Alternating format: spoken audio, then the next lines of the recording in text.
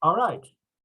Well, I think I got the sign that we are starting. Good morning, ladies and gentlemen. Good morning to all of you who are joining us for this joint event sponsored by Bay Atlantic University in Washington, D.C. and the Global Policy Institute. My name is Paolo von Schirach, and I serve as the chair of Political Science and International Relations at Bay Atlantic University, and also as president of the Global Policy Institute, a research outfit based also in Washington, D.C., and working closely with Bay Atlantic University. It is my privilege to welcome you today to this very, very important event in which we are celebrating or trying to at least show the positive highlights of immigrants and how they contribute significantly to the American economy. Nothing new about immigration in the United States, and nothing new about successful immigrants in the United States. Just off the top of my head, the inventor and sort of, how can I say, Renaissance man, Nikola Tesla, right, was an immigrant, came to the United States, and he was one of the persons who revolutionized the beginnings of the electrical age in America and indeed the world. And it is no accident that Tesla is the company, the electric vehicle company created by yet another immigrant, Elon Musk, who comes from South Africa and who has the privilege now of running what is, at least in terms of stock value, a capital valuation, $1 trillion company. Maybe it's a bit exaggerated, but that's what it is. This is Tesla that makes a complete, total electric vehicles. Just as one example, the CEO of Microsoft is an immigrant, and within the list, we could go on and on and on, but I don't want to preempt the conversation that is about to take place. And it is indeed my distinct pleasure to turn the mic over to my good friend and colleague Ateba Whitaker, who is a professor at Bay Atlantic University and who has been the driving force behind this initiative and who is behind the connecting with all our distinguished panelists. And so Ateba, over to you and to your distinguished guests. I am not introducing them because maybe you will do it, but also because everybody received their names and bios in the invitations that were sent to everybody. Ateba, over to you. Okay, thank you, Paolo. And then I wanted to say thank you to everybody, for all the students that are here now listening to this great event. I was so excited and inspired when I found out actually that there was a National Immigrants Day. I just really was inspired to find great speakers to speak on the topic. I think the main thing that drew me to wanting to create such a event like this with the speakers that we have was a quote that I saw from the USCIS Director, Tracy Renard, which states, "Immigrants in the United States have a long history of entrepreneurship, hard work, and creativity, and their contributions to this nation are incredibly valuable."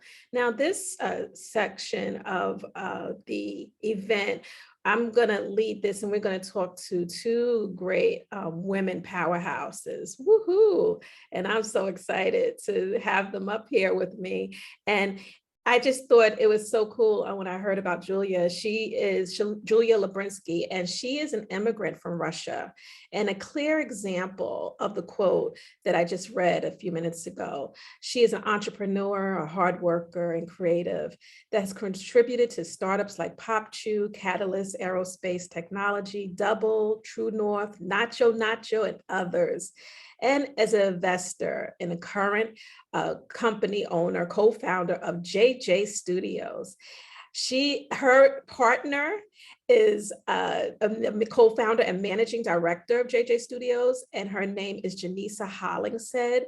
And she has worked on so many different projects, and she also is an entrepreneur, investor, advisor, and has worked abroad in Brazil in the past year, working in Puerto Rico and managing a team of members distributed across the world. And it's just, they both have a Uber background, and they have helped to expand that company both nationally and internationally. They are they have lots of knowledge and experience with developing startups to financing the venture. And I'm just excited to have them here to inspire our BAU students population to become entrepreneurs. Thank you, ladies, for joining me in this session of just understanding the power of immigrant entrepreneurship. And Julia, like you're the face. You've done so much, and coming from Russia. And I just want to know, like, did you always know that you wanted to be an entrepreneur? Yeah, first of all, thank you so much for having me. It's really a pleasure to be speaking with you and, hopefully sharing some stories and some inspiration with the students and attendees.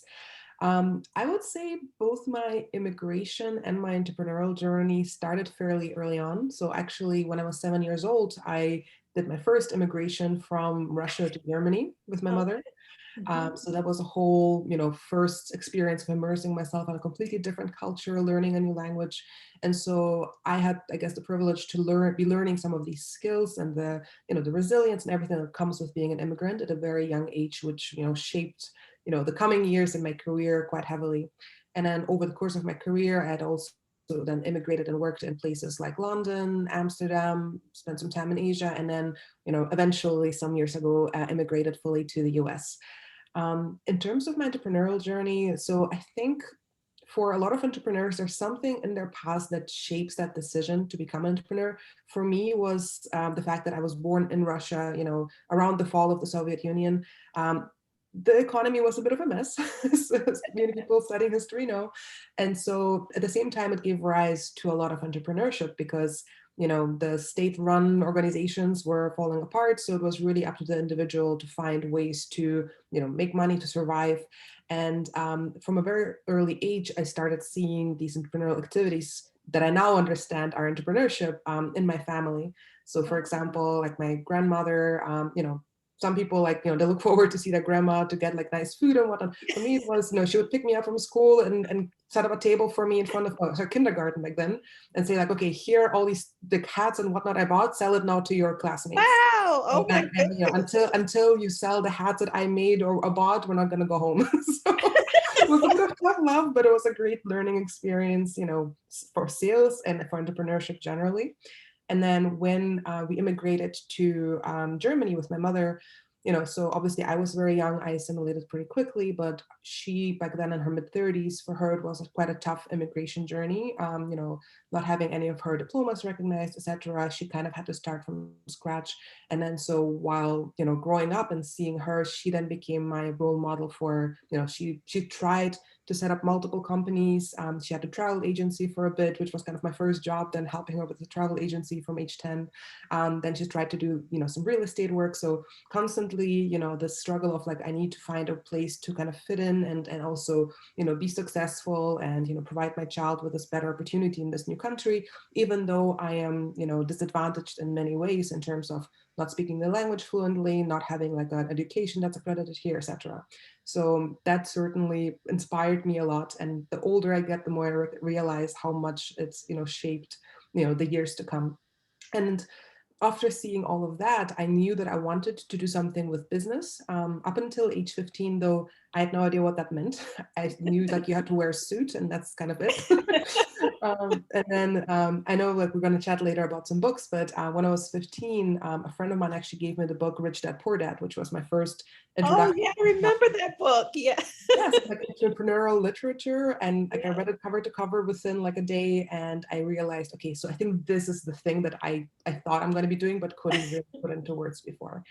And soon after, actually at age 18, as soon as I was able to do so legally, I registered my first company. So that was kind of my my journey. At age 18. Yes, back then in Germany. So that was like an online couponing startup. Again, just completely learning that whole word from scratch. All I had was, you know, the role models I'd seen with my mother and grandmother growing up, and then also just this inspiration of like, I think this is really it. And the company failed miserably, to be very honest with you. But I learned so much during this experience. And most importantly, I realized, okay, so this is what I want to be doing. And over the next decade or so of, you know, then my career within tech companies like Uber and Rocket Internet, you know, always in the back of my mind, I had this like, hey, remember this really cool experience of having your own company? Let's find a way to get back to that. Well, I noticed you said that your company failed at your first company. So how did you deal with that failure? And how did you bounce back to later create successful ones and then to invest in startups? Yeah. There's a couple of things. I mean, one is, as hard as it is, like whenever a failure happens, like you have to do some sort of postmortem, understand, okay, what were the key issues? In my instance, for example, it was that, you know, obviously at 18, I had limited work experience and understanding of different, you know, technologies, etc. And so there was a critical part of the company that I had completely entrusted to a different person. So that helped me a lot in terms of evaluating who do I now do business with going forward. And the other thing is also just filling in some gaps of knowledge. So I actually, soon after that experience, went on to Stanford to take some computer science courses and like fill some of this more technical gaps, at least that I can, you know, understand when I'm being fooled. So thank you for sharing about your childhood. And I wanted to bring Janeesa into the conversation. And I wanted to ask you first, hello. And I wanted to ask you, tell us about your experience. Like, did you always know you wanted to be an entrepreneur? Sure. Thanks for having me here. I think I did, but I didn't know that that's what it was called. I grew up in Appalachia. I was homeschooled, so I was always looking for something to do. I was a little bit bored growing up on a farm, you know, and so I did things like I would sell water to my neighbors. I would water their plants or their animals. I made little sweatbands out of socks and sold those door to door. I started a staffing agency once where I employed my little brother to do my chores, the extra chores, and then I would pay him, but I would keep a cut of it as well for finding the chores. You had a cut coming out of your brother's stuff. Yeah, and he's old enough to realize, you know, that was the end of that. But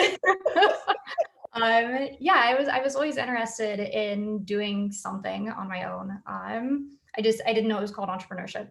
And I think I got that from, you know, my dad always had a side hustle. He would fix computers.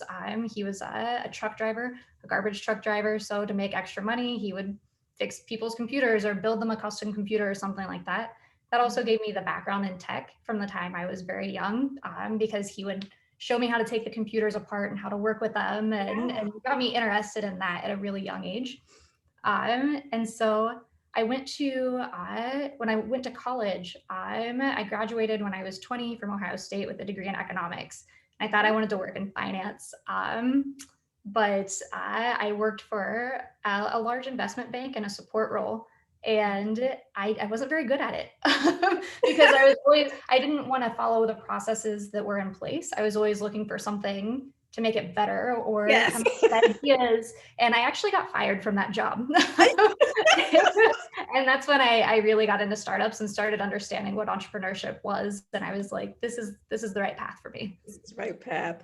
So my question, I'm sure you experienced failure, and how did you bounce back? Like, how did you keep going to where you are today? Like, what was your drive? Yeah, I think one, just being very stubborn about I'm going to reach success at some point. But as Julia was saying, really just taking a step back and understanding what caused the failure and trying to figure out a way forward so that you can avoid those pitfalls in the future. So for me, that was finding good mentors. Will Schroeder from startups.com is an excellent mentor. I've been working with him for over a decade now, I think. You know, reading a lot, and we'll talk about books later, I think. But really just trying to figure out where those gaps are and then filling them either with knowledge or guidance or working with someone who can complement my skill set. Yes.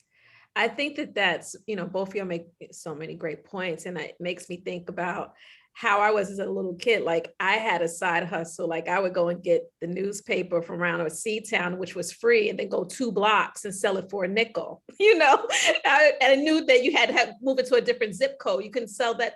I don't know how. I just knew I had a hustle, and I was like 7 when I was doing that. And then I had a senior citizen business where I would go pick up their prescriptions.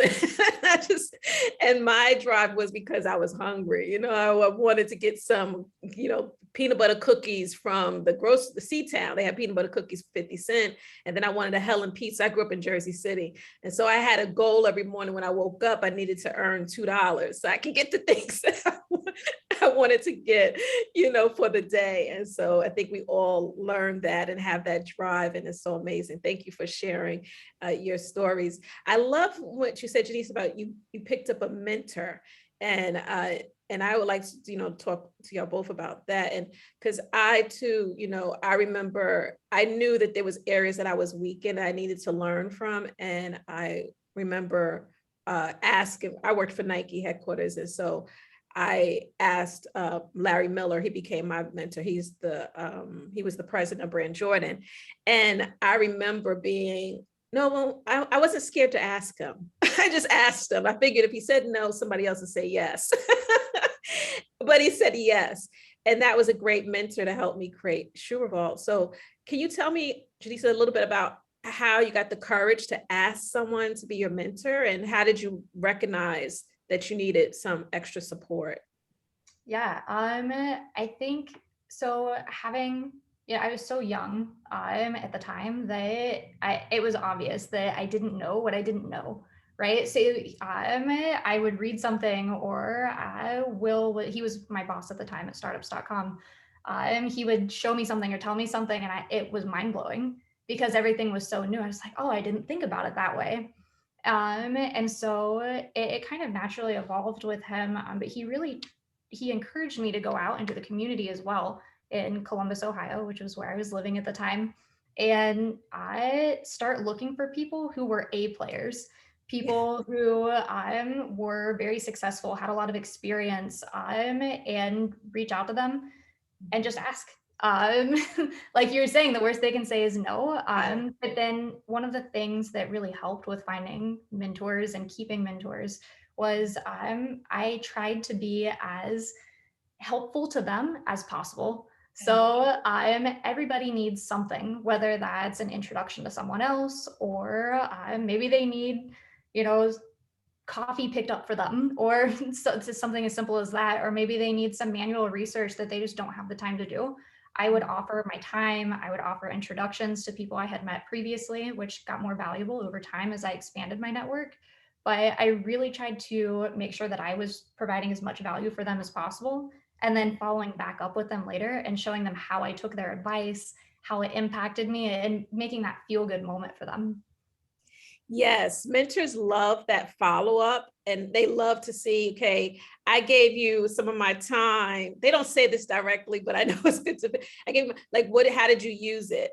And in those moments, with Larry, and we'll follow back up, I would always say, this is how I used the information, that you gave me. And then I would say, okay, this is what I'm thinking for the next step. And he would say, no, yes. And we kind of have a debate, but yes, they love that follow-up. They want to know, how did you use the information and everything? And I love how you said you looked for A players, that were in the field that you wanted to move into or even learn about, to see if you wanted to move into it, and you sought them out, and that's how you learned.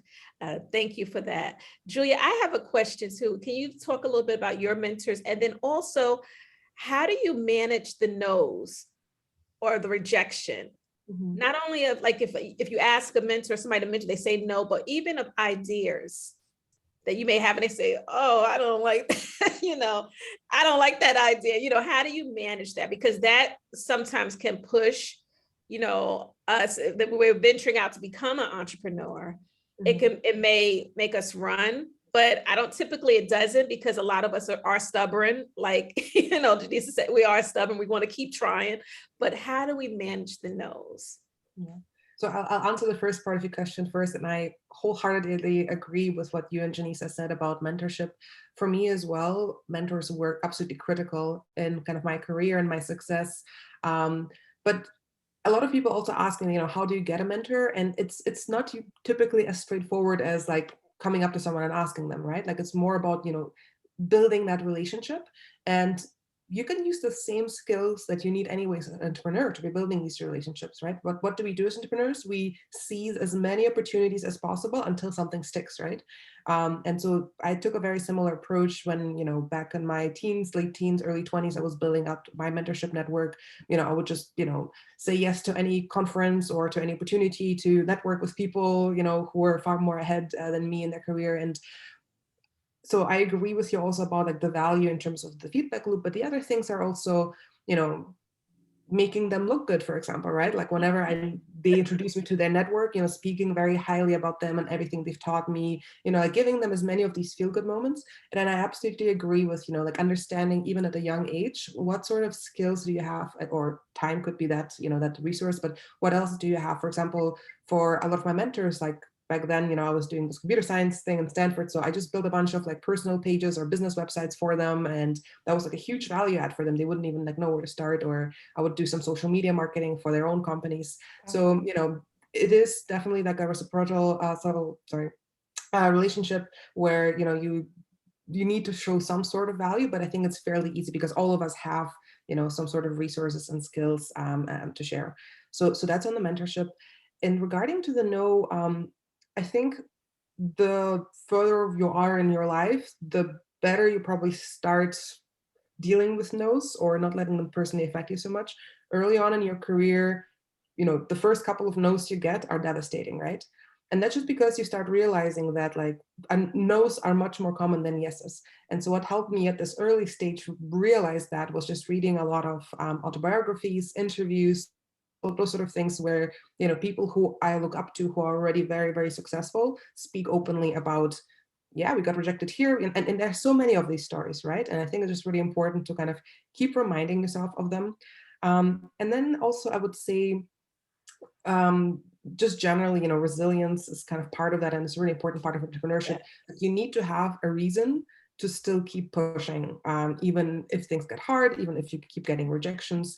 And typically from what I see, just kind of a financial motivation, incentive is not sufficient there. Especially they say like for women, it's kind of sometimes harder to be advocating on our own account or like negotiating, stuff like this. So like a really neat trick that I've like read about and learned is like negotiate or advocate on somebody else's behalf, right? Like if you have, typically like leveraging the power of love, like if you love your, a certain product or your children or whatever it might be, and then kind of whenever you face resistance, whenever you gotta know, like, remind yourself of like who you're doing this for, like why, what power is making you stick through it, and envision that at that moment. And that's gonna make it so much easier to kind of get past any rejection, any no's. And then the last thing I would share is you have to have your tight inner circle for your sanity checks, that whenever there is this external rejection, you can come back to them and say like, am I crazy? Or, and so for me, it's been really, really impactful to be on this entrepreneurial journey with Janeesa. So whenever things get tough, like last week, actually, early this week, we had a client of our agency churn, which like never happens, right? So it was a huge moment for me of like, oh no, rejection, like, did I do something wrong? What's happening? And so, her and I talked it all through, and I realized, it's okay. There was the right point of the relationship to be discontinuing and so on. So having that someone that can make you feel better about any sort of rejections.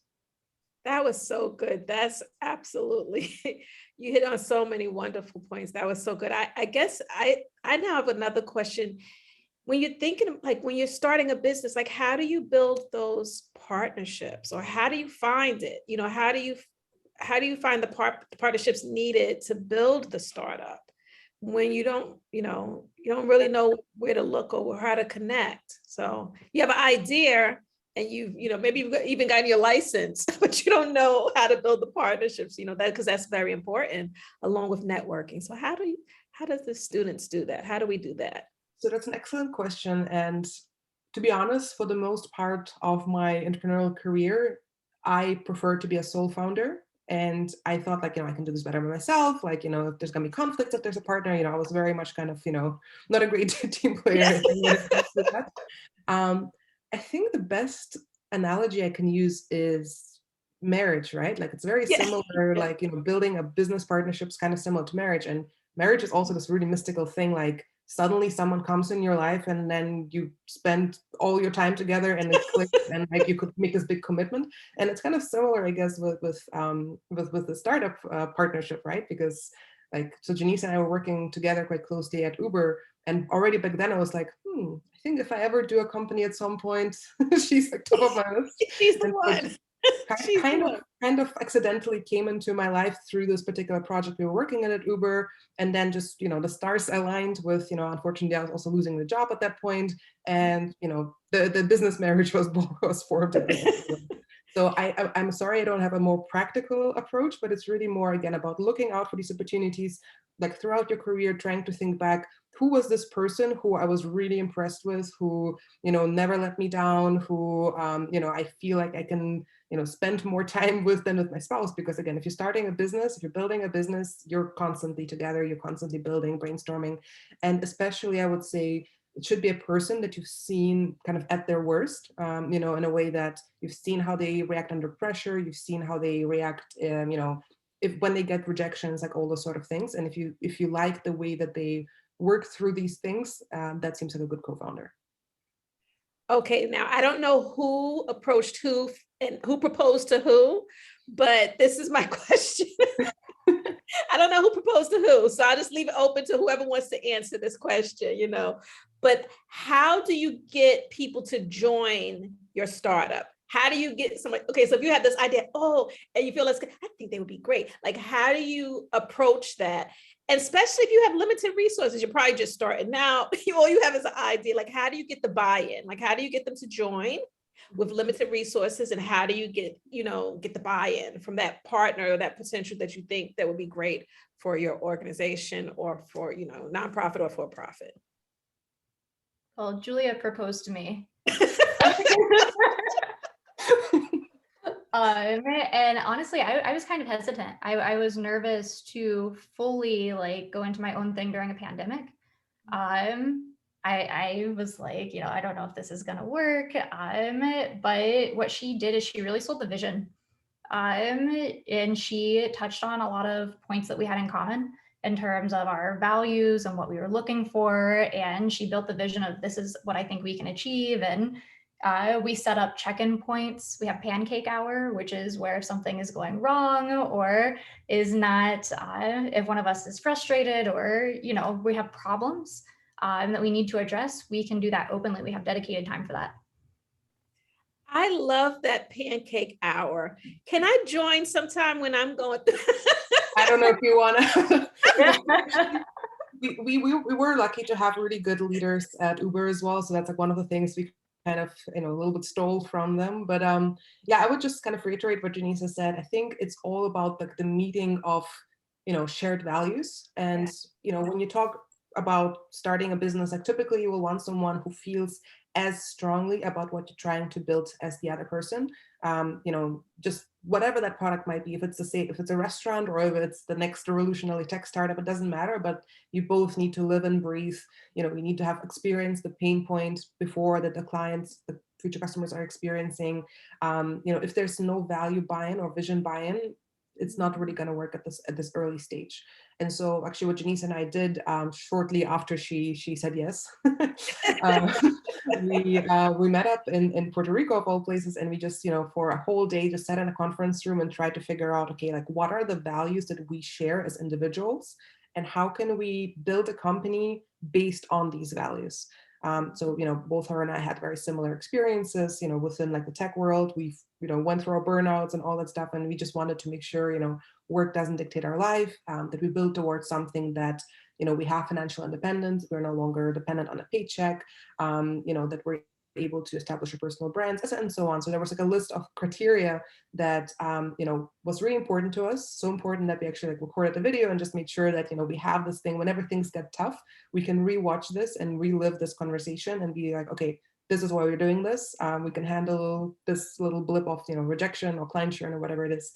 And then also when it comes to onboarding new team members, because right now we've grown quite a bit. We're at about 7 or 8 full-time employees plus a bunch of contractors, just within a year of starting this. And the value-based recruiting has been critical to us at this stage. So, obviously as an early stage company, you can't maybe give the same level of benefits and compensation as like a large tech company can that's competing for the same talent.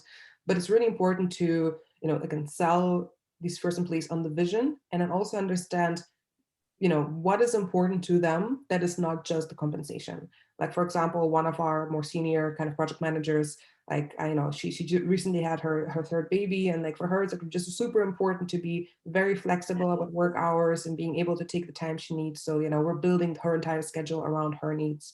And we have, a team of virtual assistants and virtual operations managers in the Philippines for whom, it's really important to upskill. So we've set aside like 25% of their time that we're paying for just to do online courses we're also paying for, so they can develop new skills and kind of increase, their income potential with time.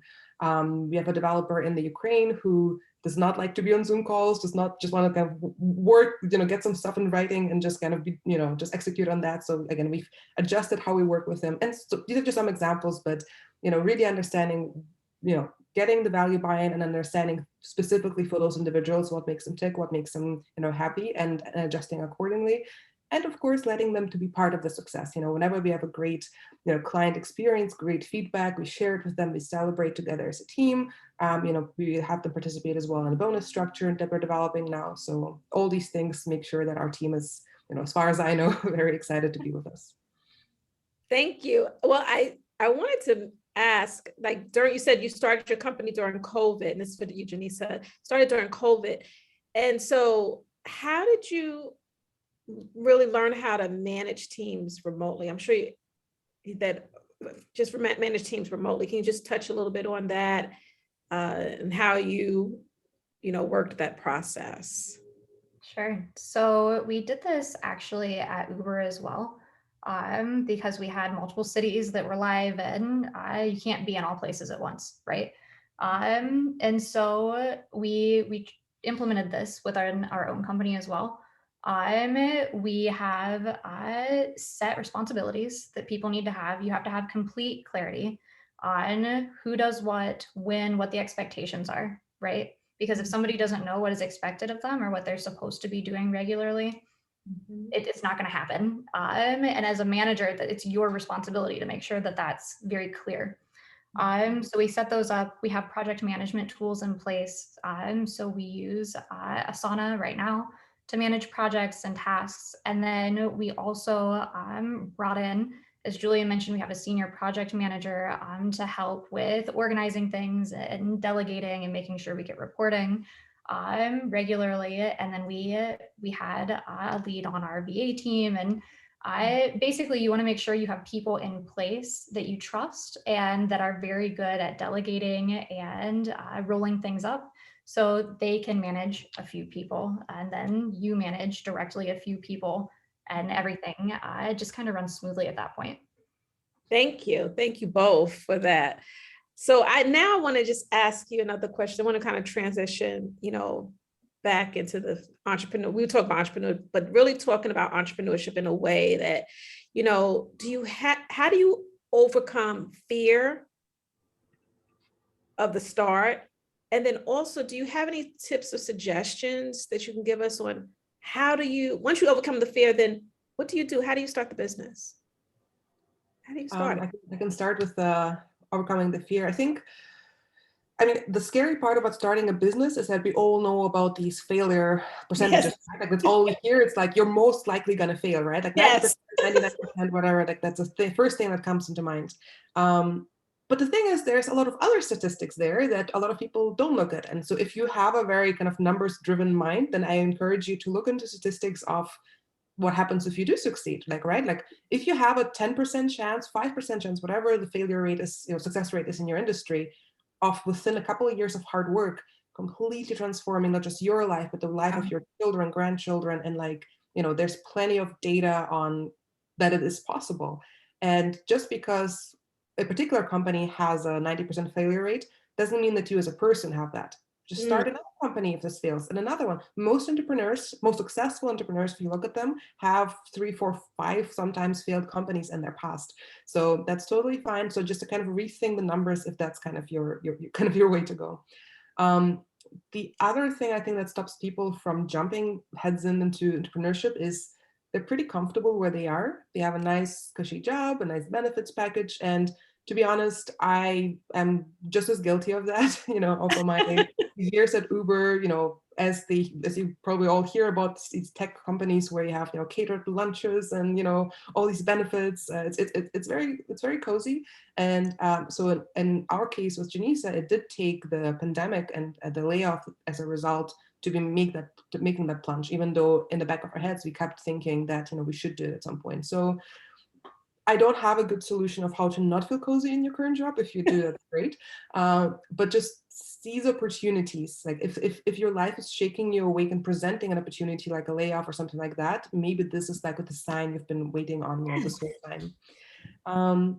And then I think the other thing is just what I mentioned before is, don't do it for the wrong reasons. Unfortunately or fortunately, just making that money and having that success, commercial success, is not sufficient. I've seen it over and over again where, great entrepreneurs with great ideas, just didn't want to continue because it was just things were getting too hard. So just before you set out on this journey, just make sure you have this additional meaning.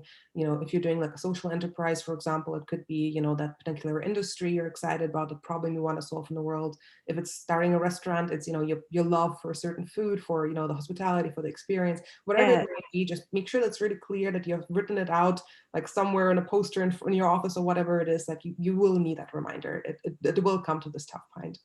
And then maybe just the last thing that I think is a critical thing is, it's really hard to manage entrepreneurship, especially in the first kind of hypergrowth years and your personal life. So that's also discouraging a lot of people. Like, is it the right time right now? I don't know, I have a kid on the way, I have this, I have that. Again, I don't have the perfect answer to that. It is difficult. All I can say is, make sure you have the right partner, both in your business and in your, relationship, that respects your needs, your visions, and just kind of try to just talk through, like, hey, I just need to not see you for a week because I need to get this work done, before it becomes an issue. So these are kind of my 2 cents. Oh, no, that was so good. So good. So we have a couple of questions. I want to go to the chat. And this is Professor Javier. And so he said, ladies, you're wonderful. He wants to say that first. He's very good talk. And so the first question he has is, how much of an outsider or misfit do you have to be an entrepreneur? And often we think of entrepreneurs as people that think differently or look different ways, or look at things differently in the ways that they do things. And so they kind of, oh my gosh, do you feel you were misfits, that you just didn't fit? Like, I can see that totally. Like, for me, like, I felt like I didn't think like other people. I remember sitting in a Nike, it was like a close the year meeting that we had, and it talked about all the profits that we earned and everything. I was thinking, and that was like in late 90s. I don't want to tell my age, but that was late. And I'm thinking, oh my gosh, like, what are we doing for humanity? And what are the what are we doing for humanity? Like, what are the numbers for that? Like, I was thinking even then, when social entrepreneurship wasn't even a thing and we were just moving into social responsibility and code of conduct, I was really thinking, like, what can we do with the profit that's going to benefit, society? And I mean, Nike, I think like a year later, they started the Nike Foundation when I was there, and I was so excited about that. But I always felt like I didn't fit, like I was a peg in a game that, everybody else is a square and then I'm a triangle and I'm not fitting. So can you talk to us about that? Did you ever feel like you were outside or a misfit? And do you have to be that as an entrepreneur? Do you think that that's a skill set that just gives you an extra oomph? And I don't know if oomph is a word, but I just felt like using it. Either one of you can answer that. Janeesa, you want to go first? Sure. So I guess, yes, in some cases, like I have felt like I didn't belong. in Appalachia, I felt different in a way, with a lot of like the cultural things that were going on there. And I didn't want to settle for like, this is just what it is and what it has to be. I was always asking myself, well, why can't I do Wow. XYZ, you know? And so in that way, yes. And then, you know, I think even now as a woman working in tech and as a female investor, I think Julie and I have a different way of looking at things still. And I view that as a benefit because we can think about things in a way that other people maybe aren't. We can offer a different perspective. We can do things a little bit differently, but not a misfit in the sense that we can't still adapt to our surroundings and be successful in the current environment. We're just trying to take things a step further and do them a little bit better. So we're making incremental changes. I like that. Nice To job. this point, like I also was always kind of a misfit, but I always was taught that that's a really bad thing, you know? So society, parents, whatever it was. I just remember like growing up, there was my mom had a best friend and her daughter was same age as me. And like her daughter was like the most like, yes, mom, yeah, okay, I'll do that. Like, you know, like perfect student, like all the things. And my mom kept saying like, oh, can't you be like this girl? Why do you always be rebellious and, you know, do things your own way? Yeah. And then also like my mom did try to get employed for like, you know, like a regular company, like when she was an immigrant in Germany. And, you know, similar to Janeesa's story earlier, she didn't want to accept the status quo. She kept trying to find ways to improve. She got fired immediately. So, you know, and that was kind of a bad thing, you know. So I kept always hearing like, you know, you should fit in, you should not be a misfit. And only like now I'm starting to realize all of these signs of like early misfitting were actually really, really good indication for kind of now my entrepreneurial journey. And now I'm starting to kind of see how can I actually leverage being a misfit to my success. So similar to what Janeesa said, like, you know, proactively understanding what is my different perspective, how can I, you know, not accept the status quo, even more so, how can I disrupt things? And I think that's actually a huge value add. No, I love that. It makes me think of Unreasonable. You know, I was going to pull that quote up, you know, about being unreasonable. And it's true. Like when you think, people think of unreasonable as a bad word, but really it's a great word. I teach myself, that's a great word. It's my saying unreasonable. It means that you're not settling for the status quo. You're wanting to push, you know, boundaries, and you want to push it to the end. You really want to be innovative. Like you're not trying to just settle for what everybody else is saying. And I know both of y'all are strong women, and I know that that's how y'all lead in an unreasonable manner. So when I call you unreasonable, that's a positive thing in my mindset. So thank you for that answer. I'm unreasonable too. So, and then we're unreasonable women. So you put those together, that's like a firework, you know. So the next question I have is, oh, not me, but Javier.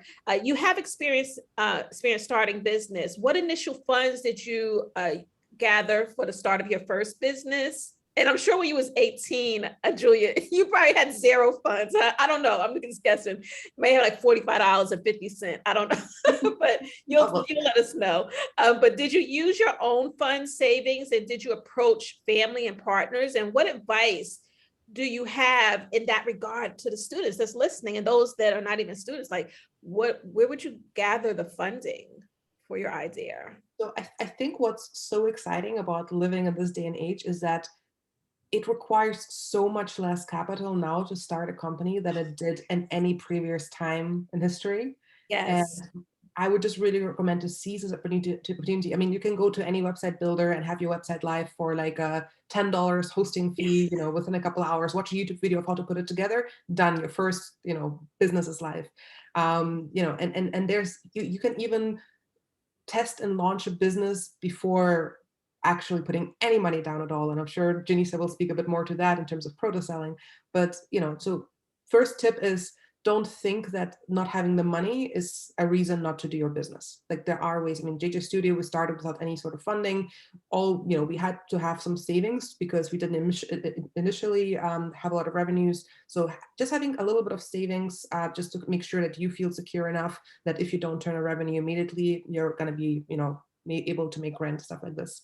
The other big thing, and that's kind of how I went about with my very first company, is to get angel investors. So my very first company, I got like a small check from an angel that I knew from a family friend.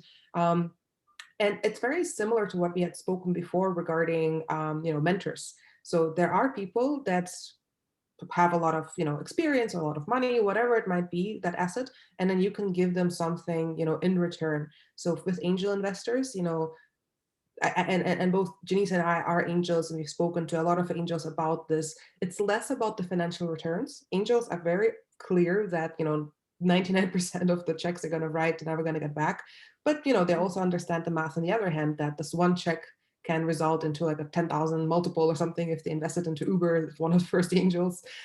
So they understand the math, but they also understand that they do this for much bigger reasons than the financial return. And, being that entrepreneur that can give them this feeling of, they're contributing to a noble cause, to a great product, they're helping the next generation of entrepreneurs, inspiring with your story and with your kind of vision, will allow you probably to raise angel funding, especially in today's world where there's a lot of money actually in kind of angel funding and VC funding right now. This is a great time to go out and even just on an idea without even having built anything, raise some funds. And if you're a little bit more advanced past that angel stage, there's amazing VC funds. And obviously we're talking about, the National Immigrants Day. So specifically for immigrants, Janeesa and I are limited partners at a venture capital firm called One Way Ventures that specifically invests in immigrant founders, because over many, many studies they've done and seen, they show that, immigrants not are only more likely to start a business, as you had shared initially, but they're also more likely to succeed in building great startups.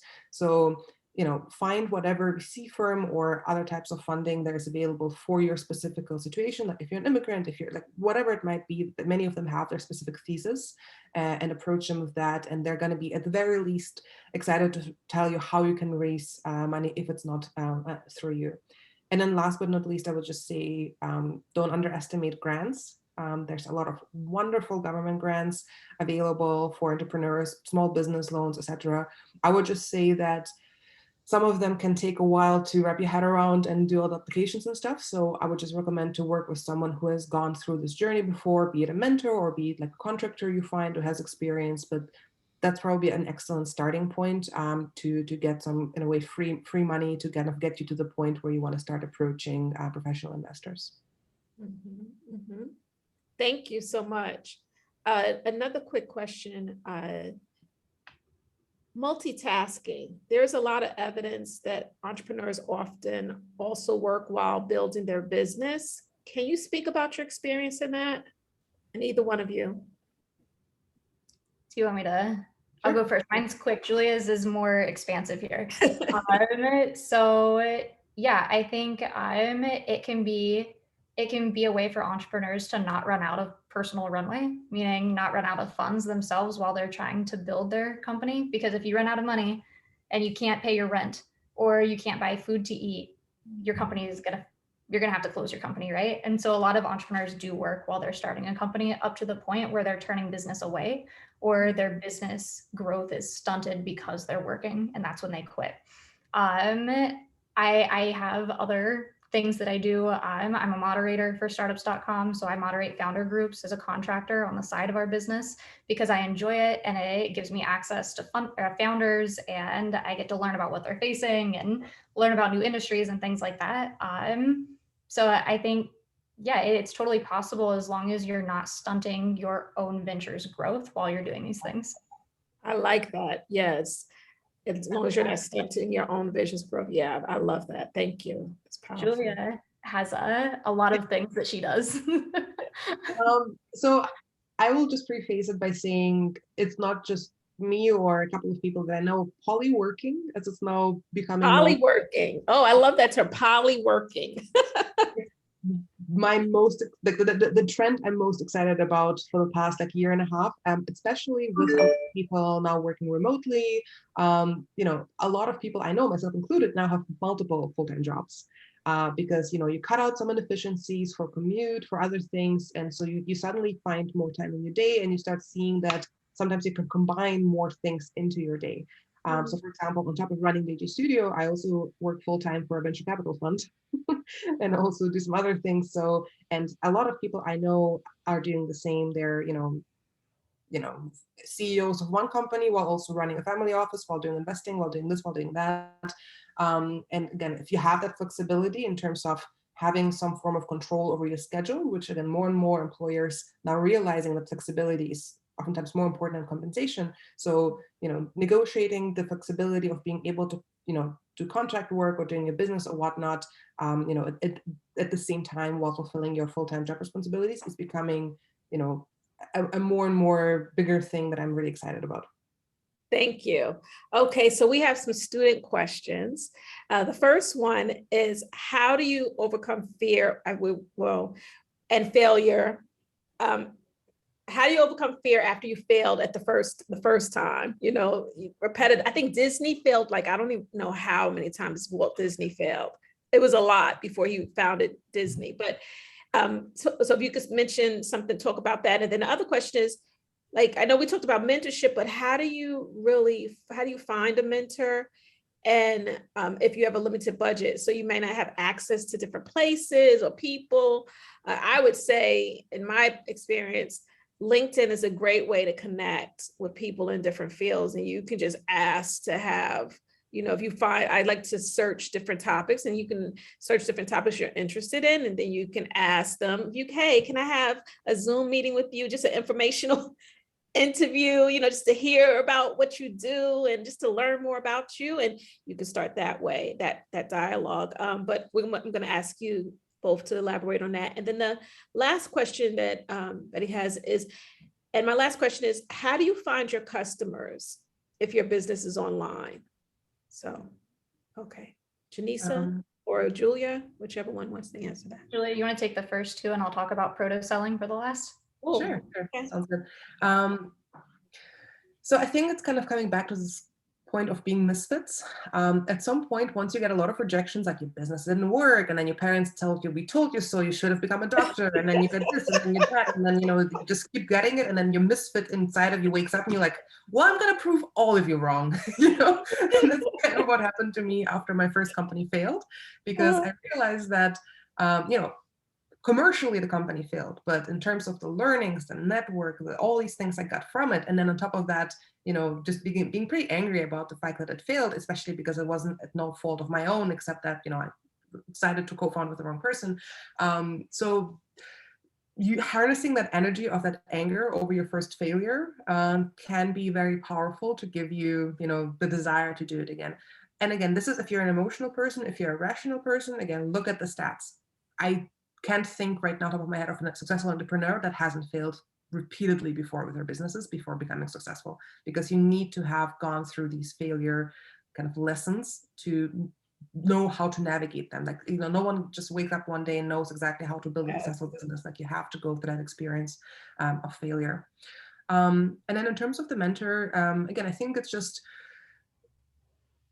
similar to the co-founder and marriage thing, again, sometimes a person walks into your life and it clicks. Like for me, it was my first mentor. I was like 19 and I participated in like digital life design conference in Munich. And, there was just somebody there who was like speaking with a lot of us young girls, and we just clicked, and I was like, oh my God. And then I started learning more from her, about her. Turns out she was like the first female CFO of a publicly listed company in the US, and then went on to do all these amazing things. And I was like, okay, what can I do for you? How can I spend time with you? And that's, the stories that I told before about building some websites and doing some other things kind of for her nonprofit at that time. So yeah, that's kind of, again, just finding that person, putting yourself into positions where you are surrounded by a lot of great people. And then offering them some sort of value in order to be able to get time from them, which is their most valuable resource, and build from there. Yeah, I love that, surrounding yourself around the group that you're looking to, that you would like to aspire to be. And if you have limited resources, like before, LinkedIn is a great tool as well. You just ask if you could do like an informational interview, and then also offering some help. What can I do? Do you need any help? That's a good thing to, then you learn about what they do, and then you also make connections. So thank you, Julia. Those were some great things as well. And so I think Janeesa is going to talk about a term that sounded so interesting, but I have no idea what it was.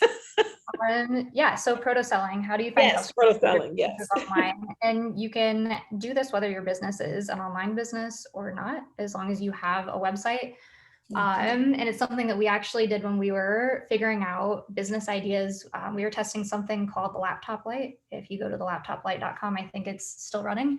But we had this premise that people were going to be on a lot of Zoom meetings during COVID, and we wanted to invent a light that would essentially clip like a banana clip for your hair onto the sides and top of your laptop, plug into it, and it would light up your face like a nice ring light, but much more portable and foldable and things like that.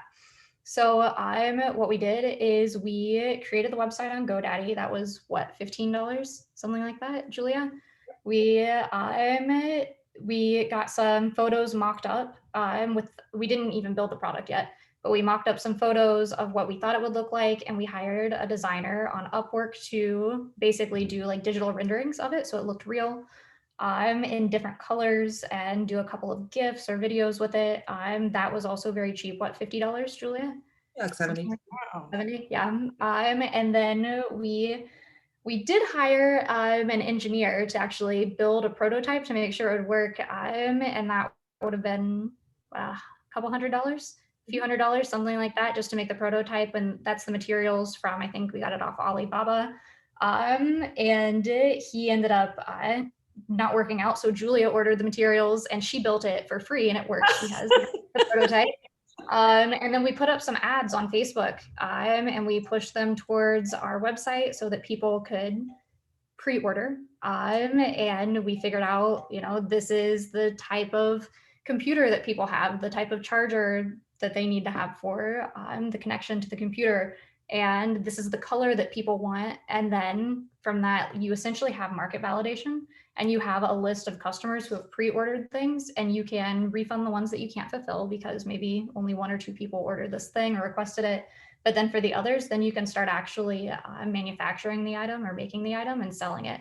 And then you push harder on the ads. That is wonderful. And that seemed like it was about $500 or something for just, that's great. Thank you. So we have one last question, then this is just about gender. When you feel, the question is, when you feel less powerful and capable in a field full of men, how do you motivate yourself? So then we'll transition out after that. That's a powerful question because we're all. Yeah. I think it's a misfit mentality. And I came from a country where there's very traditional gender norms, where all I hear growing up was, you're a woman, you shouldn't be in business, or you wouldn't understand technology, like, your brain is not made for finance, just growing up hearing all of this all over again, and then actually going into the business world and then starting to knock at the glass ceiling here and there and get remarks. Again, my internal anger and misfit reality of well, I guess I have to prove all you wrong again, and so kind of harnessing that has been, most helpful for me. Definitely. I think also there's an element of you have to be confident in yourself as a person. Yes. I've been in meetings before where I've been cut off and I just say, I'll turn and I'll say, I'm not finished speaking. I'd like to finish what I'm saying. And you have to, that can feel uncomfortable. But you have to do things like that to hold your space and hold your power. Because if you allow people to continually cut you off and cut you down and things like that, you're not going to feel so good about yourself. So you can do it in a tactful way, but still hold your own. And also understand it's their loss, not yours. If they don't want to listen to your great ideas and everything, you'll share them with someone that wants to listen. Thank you. So we have a question that was about immigrants speaking English as a second language, and how do you deal with the legalities of paper and laws? And so it's legal issues, but I don't know if anybody, we can, on a side note, if we don't get this answered, I'll make sure that someone answers that question for you, Telman. Thank you for that question. And I'll make sure that it gets answered for you. Okay, I'll make a print screen and have someone send you a message on that. Thank you. So to close out, I just wanted to give you an opportunity to share any books or resources or websites you follow or subscribe to keep you updated on the field. Yeah, there's quite a few, and both Janeesa and I, we read a lot, and that's kind of a big part to success, I think, and as an entrepreneur. Again, you don't want to be making the same mistakes as people have already, learned about and how not to do them.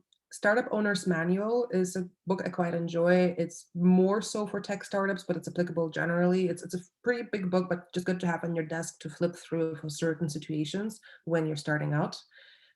Think and Grow Rich is to some extent outdated, but in terms of the mental models, it was written in like 1920s or something. The mental models of like what it takes to be an entrepreneur, to be resilient, how to build your mastermind group, how to, create mentorship, that is still quite applicable. And it's a very short book, so I think it's worth anyone flipping through it.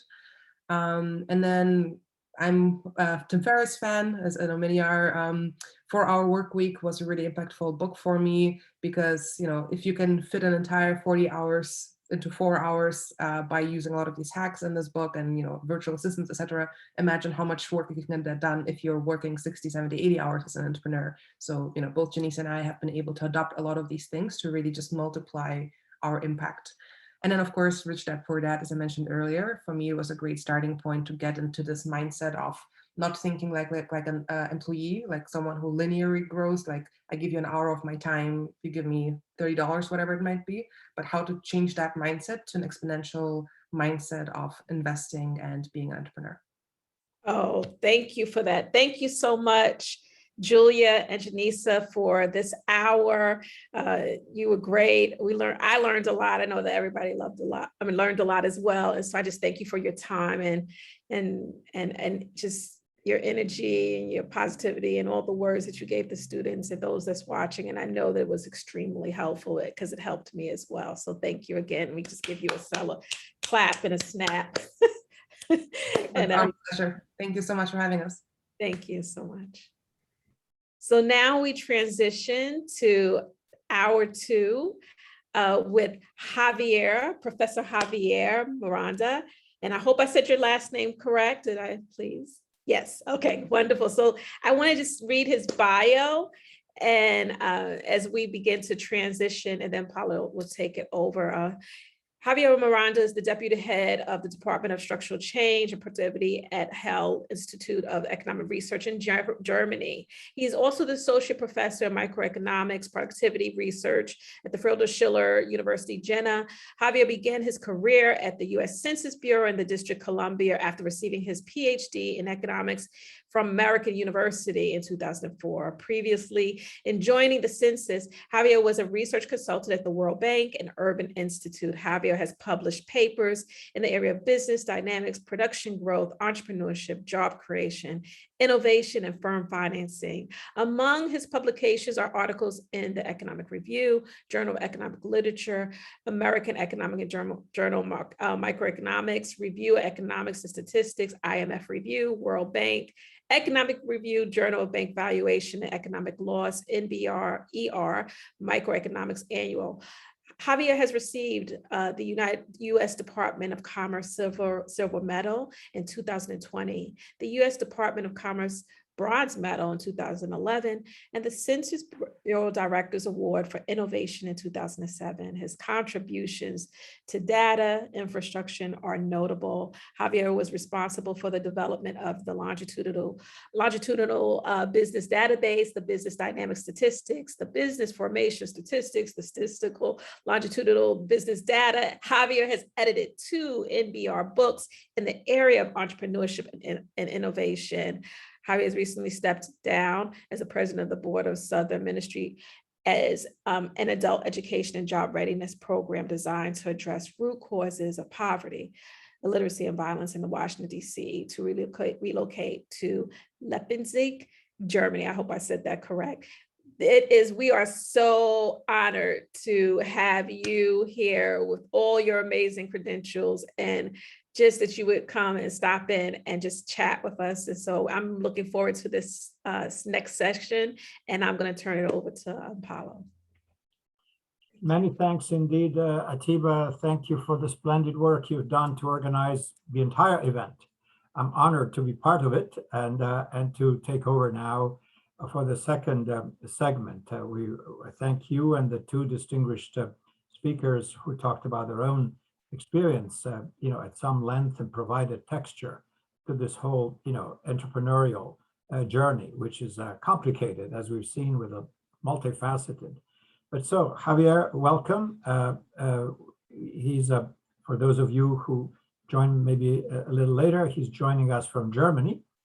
Thanks to technology and Zoom and what have you, we can do these things, which, by the way, were unthinkable. Only a decade or two ago, this kind of opportunity that we all have and take for granted didn't exist, or it was so expensive that you needed to purchase, I don't know, $100,000 worth of equipment to do an international video conference. Now, just you download the software. That's it.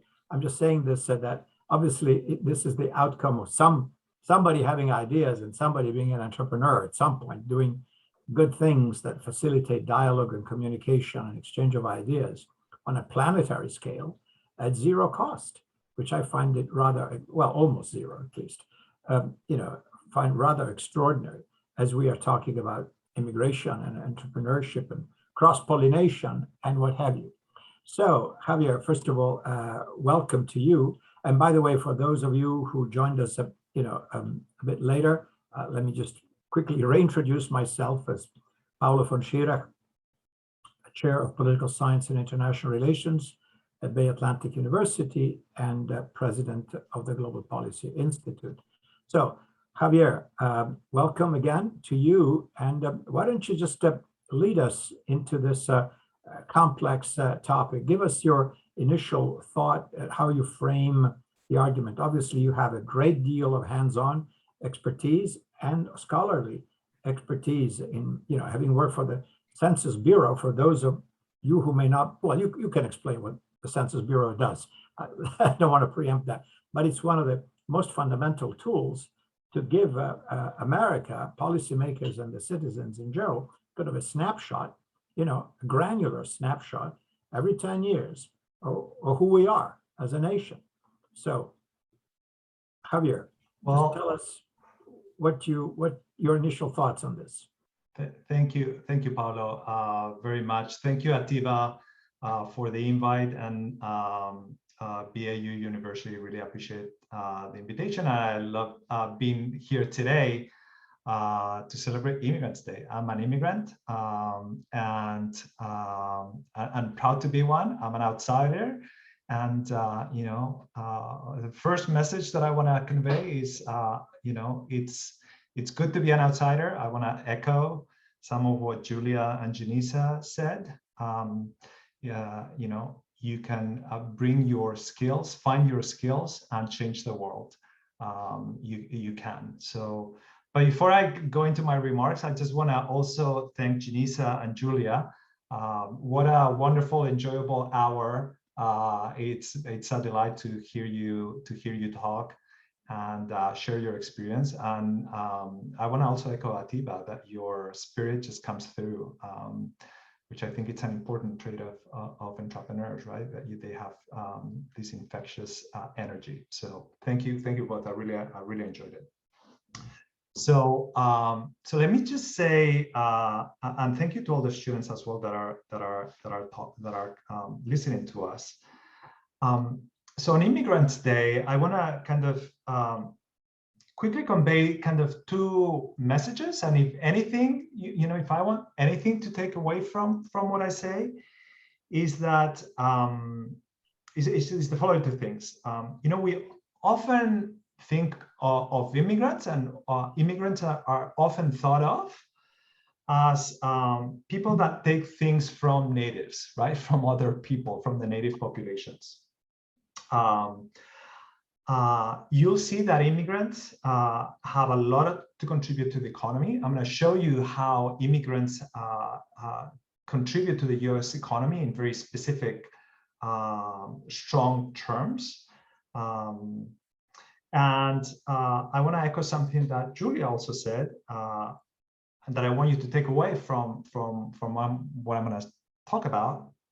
And that is that immigrants are much more likely to succeed as entrepreneurs than the native population. So what am I gonna be talking about? I'm gonna be using some of that census, US Census Bureau data that Paolo talked about to tell you that story. And I'm basically gonna tell you a story about immigrant entrepreneurs in the US and their likelihood of success, right? And I'm gonna try in the process to dispel some of the myths about immigrant entrepreneurs, like, for example, immigrants start lots of businesses, but these are businesses that don't create jobs. You know, these are mom and pop businesses that don't have much to contribute. I'm going to try to show you, and I'm going to show you that that's not the case. Not that there's anything wrong with mom and pop businesses and with small businesses. Most businesses are small, but I want to dispel that myth. You know, about the, Paolo asked me to tell you a little bit about the Census Bureau, so I will. It gives me an opportunity to talk about the data that we use for this study. And so the Census Bureau collects huge amounts of data, both through surveys, but also through data that is collected in the regular administrative process. Right? There's a lot of data that is available, that is collected as part of administrative processes that we use at the Census Bureau. It is, Paolo is correct, that you can use that to count populations and to describe the population of individuals. That's often what we think about at the US Census Bureau, or that the Census Bureau does. But not very many people know that the Census Bureau also does a census of businesses. And so the US does a census of businesses that takes place every 5 years. That's a lot of the data that I use for this study, together with a lot of administrative data that I spent years putting together and developing. I'm not telling you I am not an entrepreneur, but I think of myself a little bit of an entrepreneur, maybe because I'm a little bit jealous of Julia and Janeesa. How do I think I'm a little bit of an entrepreneur? I had to hustle to figure out, data, to get access to new data, so that I could research the ideas that I wanted to research. I had to build data sets, find funding, so I could do the things that I wanted to do, and that I wanted to research. And so what I'm going to show you next are some of the things that came out of some of those efforts. So maybe what I want to do is share my screen, because there's some figures that I want to show you, just to settle some and fix some ideas and concepts. And if you give me a second, I will do that. Hopefully you can all see that. And, of course, I want to first thank my partners and colleagues. Both Julia and Janeesa talked about partnership and the importance of partnership, and that's also true in academia and research. And so this is work that I've done with my colleagues Pierre Azoulay, Benjamin Jones, Danny Kim, and I want to recognize their contribution to this effort. We use a lot of data for these studies, a lot of different data sets. They all point to the same story. I'm not going to show you all of that data, but I'll just say that it's highly confidential data. That's how we are able to make the statements that we can. We are able to track the population of businesses in the US, businesses with employees, all of it, over many years. We can track their growth patterns. And of course, that data is extremely confidential. And we make sure before we go out and talk about our studies and our research, that it goes through, that our results go through careful reviews, so that no confidential information is disclosed. So with that, I want to tell you something about immigrants and immigrants in the US. And of course, it is an important issue, right? There's lots of immigrants. The United Nations estimates that about 3.5% of the world's population lives in a country different from the one that they were born. So the immigration flows around the world are very large. In the US, that number goes up to 15%. So 15% of the US population are individuals that were not born in this country. So very large flows of immigrants. Since 2000, there's been about 1 million immigrants coming into the US, both legal and illegal. Most of them, by the way, legal. So lots of immigrants that come into the US every year. To give you some perspective, in the 1950s, only about 250,000 immigrants came into the US every year. So large volumes of immigrants that come into the US. It is not surprising, perhaps, that a lot of the narratives that we hear revolve around concerns that immigrants are taking jobs and are taking the jobs of the native population, right? So this is often a narrative that we as immigrants hear, right? Immigrants come in, they take jobs, right? They compete with native workers, right? They're competing for the same limited number of jobs. Of course, that's going to put pressure down on wages, and as a result, wages are going to fall with a loss of welfare for the native communities, right? So this is a narrative that is often used and underpins policies that seek to limit the amount of immigration in the country. Of course, and there's been lots of studies around this, a lot of them kind of inconclusive. It's difficult to measure these things. So there's been a long conversation in the academic world about these things, a lot of back and forth, lots of methodological challenges in measuring these things.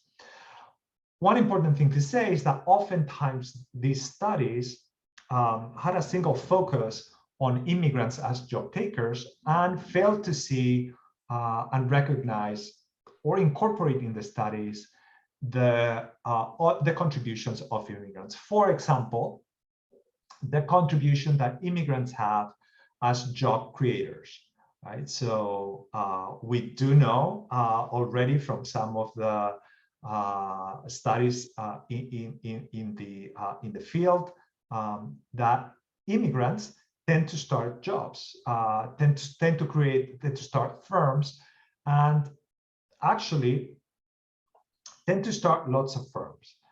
So there's lots of immigrants, and they actually disproportionately create jobs through the firm formations, right? What that is going to do is going to, of course, generate new job opportunities, both for native workers as well as immigrants. It's going to increase the demand for workers. And of course, that's going to push wages up, right? So yes, one can think of immigrants as job takers, but at the same time, we should think of immigrants as job creators, people that create jobs and demand labor. So in this narrative, immigrants may well improve welfare for the native workers, right? So what have we done in these studies? Kind of we've tried to balance the ledger. We've stacked the labor demand side of things against the labor supply and tried to assess where things fall in terms of job creation and job destruction, in terms of job taking from immigrants that are workers and take jobs, as well as jobs that are created by entrepreneurs, immigrant entrepreneurs that contribute jobs to the economy. So what I'm going to show you is and I'm going to ask two questions. One is, do immigrants open a disproportionate number of businesses relative to their size in the population, right? So are immigrants particularly entrepreneurial? Do they start more businesses than the average native individual? And then, so that's the first question that we're gonna try to answer. And the second question is, okay, well, we also care about what is the size of the businesses that they create. Are these businesses successful? Are these all tend to be small businesses? Because maybe if they're all small businesses, maybe they don't create as many jobs. But if they create also very large successful businesses, then it might be again that immigrants are creating more jobs through their enterprises than the ones that the kind of immigrant workers are taking. So that's what we sought to answer in this study, and this is basically the result of the study in one chart. So what are we showing you here? This is a distribution of businesses as a function of their size. And what we're showing you here is the size distribution of businesses that are created by native individuals, kind of US-born individuals, against the size distribution of businesses that were started by immigrants. So here on the horizontal axis, you have the size of the business, ranging from businesses with one employee all the way up to businesses with more than 3,000 employees on the right side of the chart. And on the vertical axis, you have the firm count, right? The number of businesses of each size class, okay? Now that's normalized by the size of the population, whether it's native or immigrant. So what can you see, right? Couple of things. The blue line, the line that belongs to immigrant founded businesses, is right shifted relative to the gray line, the line for native started businesses. What does that mean? Well, what it means is that immigrants tend to start more jobs, right? It's to the right of the gray line. So per each native,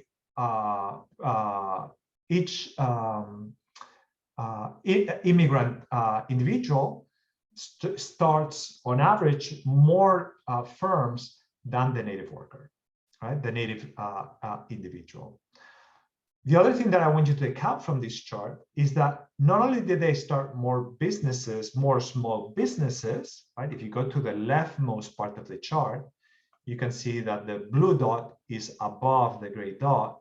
So they start more, like a disproportionate number of small businesses, but they also start a disproportionate number of large businesses. So they create businesses both small and they create businesses that grow to become large. The type of businesses that Paolo was talking about with Elon Musk and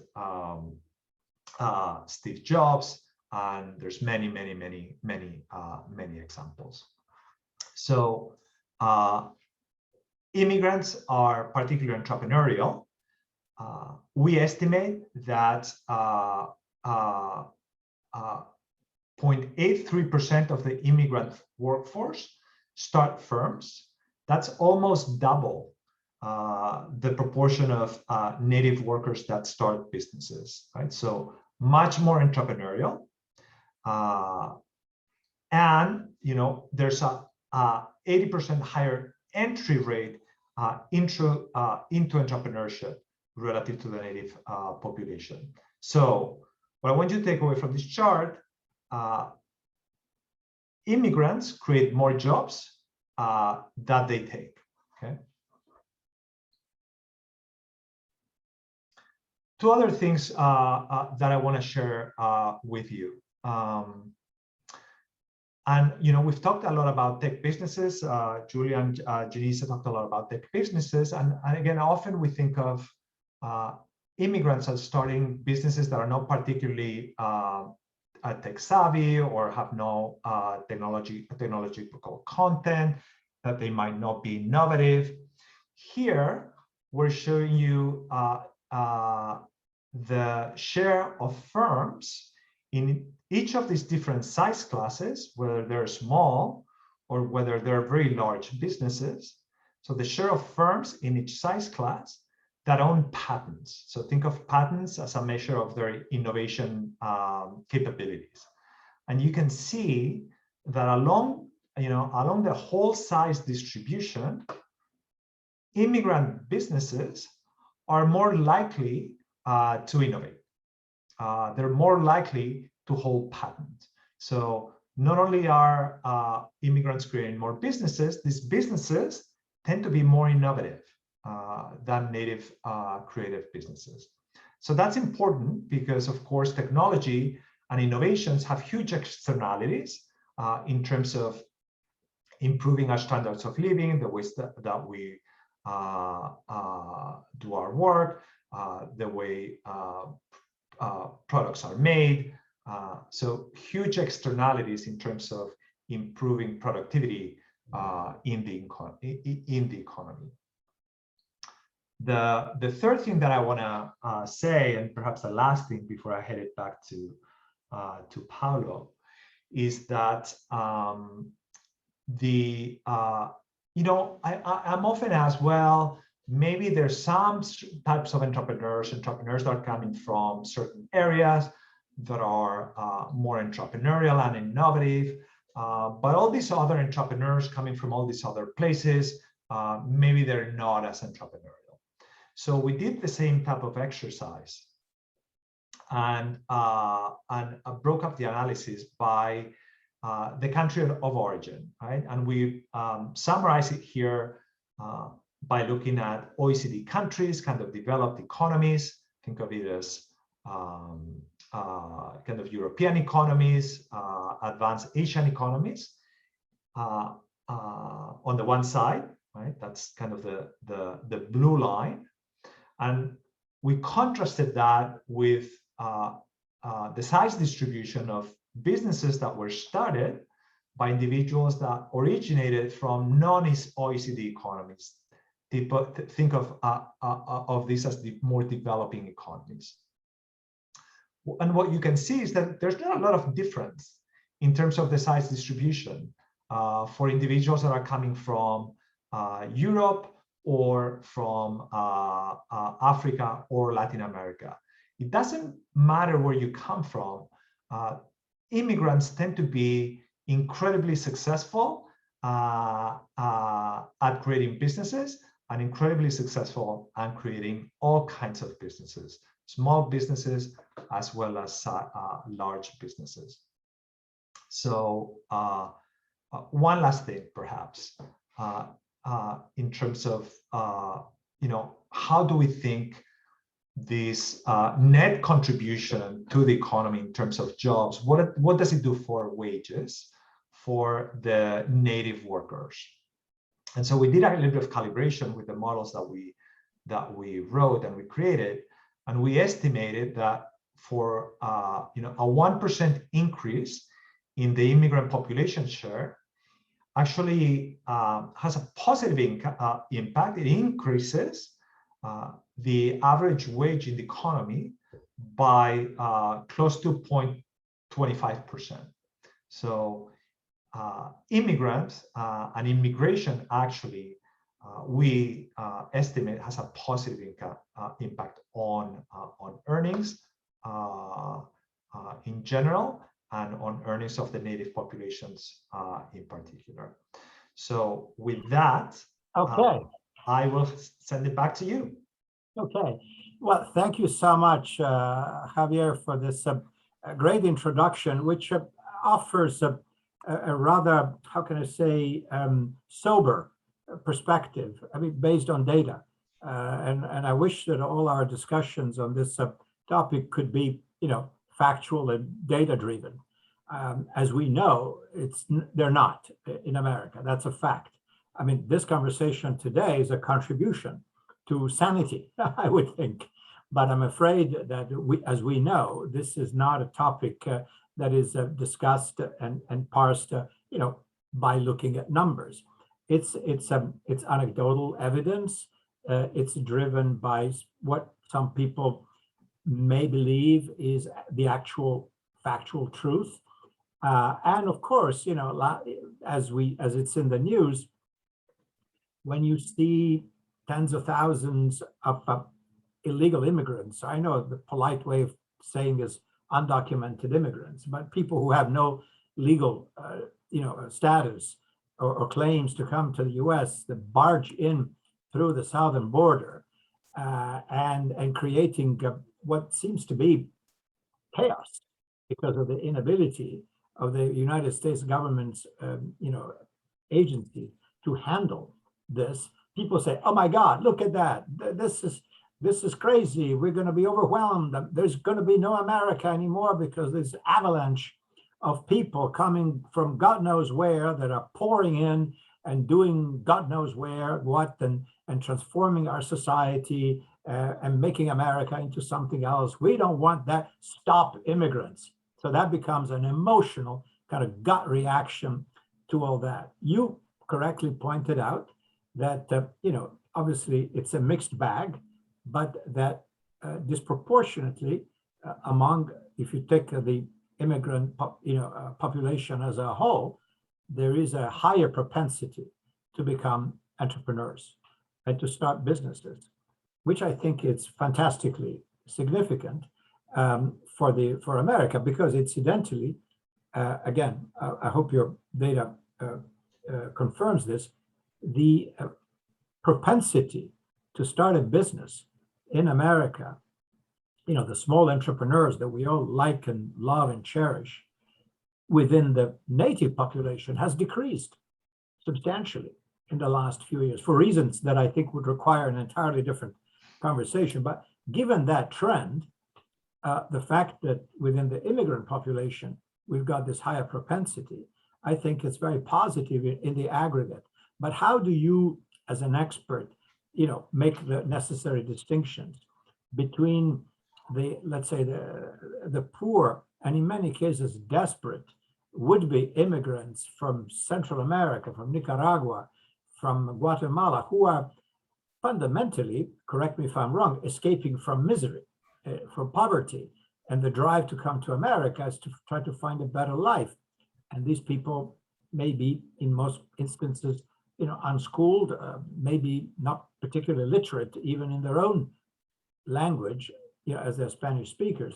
So they come here, they don't speak English, they don't have an education, but they pour in and then they become the problem that you were describing earlier in your slides.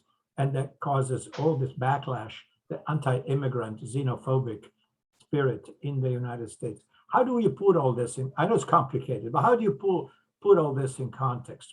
On the one hand, you've got the entrepreneurs, and on the other hand, you've got many others who struggle. Maybe who knows what they're going to be if they're allowed to settle here. Maybe 5-10 years from now, they can be very successful people. But how do you view all this, and how do you contextualize? Sure. Well, hopefully nothing that I said gave anybody the impression that I think any immigrant is less than, or I actually do not think that there's immigrants that are less than other immigrants.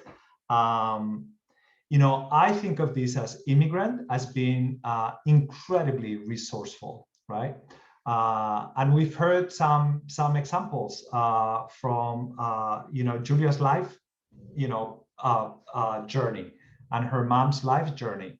What I see in the data is that it doesn't matter where you come from, right? Immigrants are incredibly resourceful and figure out how to make a living and improve their surroundings, right? Why is that? that is a good question, right? We don't really know, right? And so it might be, part of the story that we were hearing, right? So, okay, well, maybe it's the fact that they have such hardship in the countries that they arrive in, right? They're often not welcome, right? We continue to feel like outsiders, and the opportunities, whether by background, by the amount of education that you have, there might not be there, right? But of course, people have to survive, and immigrants, whether they have, they come from better backgrounds or not, they do survive, and they, what we show is that they end up creating lots and lots of businesses. So I don't make a distinction between types of immigrants. Immigrants come in, they contribute to the economy through jobs and their labor, or they contribute to the economy by creating businesses, right? Both are perfectly fine ways of contributing to building a country. That's how I think about it.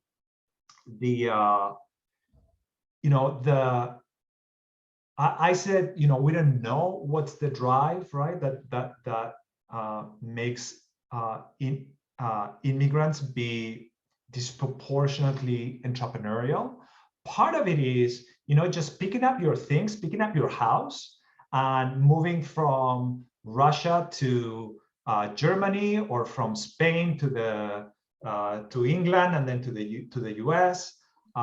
It takes a lot of oomph, as Ateba was saying, right? It takes a lot of, right? It takes a mindset, perhaps. And so whether it's selection, right? The individuals that choose to to pick up their things and move to another country, or whether it's the challenges that they face that when they arrive in the country that make them have to become resourceful. Regardless of the motive, the reality, and that what we see in the data is that immigrants are resourceful, they create jobs, and they create actually a disproportionate number of jobs when compared to the native populations. Let me stop you, because I think you touched on something that personally I find really, really critical, and even though it's an intangible, because it is a mindset. What you're describing is a mindset. And I think that maybe this is something that we don't stop and reflect upon enough. That is, the people, as you said, the people who come here, even those who, especially perhaps those who come from very, very difficult circumstances, have that extra motivation, that extra drive, that extra determination to make it, to say, boy, I'm given a new chance. I can have a fresh start. Yes, I don't have anything. I don't have any money. I don't have any savings. I don't have any connections, but I'm going to start this, and I'm going to start that, and I'm going to try this, and I'm going to try that. And I could, and I'm sure you have millions of them. I can think off the top of my head of at least 3 people that I know quite well who have had exactly that journey, coming from nothing, from zero. And now they are actually quite successful. Maybe they're not Elon Musk, okay? But very few people will be, but have done very well in a relatively short period of time, and managed to establish themselves, as providers of services, of business, whatever that is. So I think the experience actually connects with what you were saying. How do we change that conversation? I know this is a difficult question, and you are an analyst and whatever, and here instead we enter, unfortunately, the realm of politics, in which people, emotionally grab a topic and say, immigrants are all bad. They come here, they steal everything. They're all robbers. They are drug dealers. They do this, they do that, and they're dangerous. They suck our blood They collect welfare benefits when they shouldn't. They are leeches, and therefore either we throw them out, or at least we don't want any more to come in. Stop immigration, any kind of immigration. That's unfortunately how the conversation has been framed, especially, not to name any names, we had 4 years of President Trump, who basically, maybe I'm oversimplifying this a bit, but framed the issue of immigration pretty much in those terms. No more, build a wall, if that's any, if that's a metaphor for an attitude. I think it's a pretty, explanatory, illustrative one. And then nobody else, no asylum seekers, and not even legal immigrants. Those that under existing legislation, they're not enormous amounts, but will be allowed to come and work to the US. How do we, in your judgment, how can we reformulate all this and present a more fact-based picture, just like you've done with your work and research and the slides you presented to us, which again are data-driven. So these are not opinions. How do we do this? How can we start a better, more informed and evidence-based conversation on such a critical issue, which is so emotionally charged? Yeah, indeed.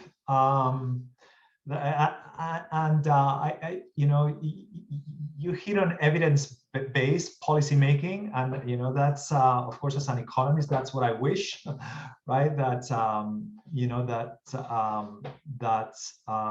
that we were able to do when we enact policies, and it is very hard. It's very difficult, right? Because so we wrote this paper that is fact-based and it's very clear in its conclusions.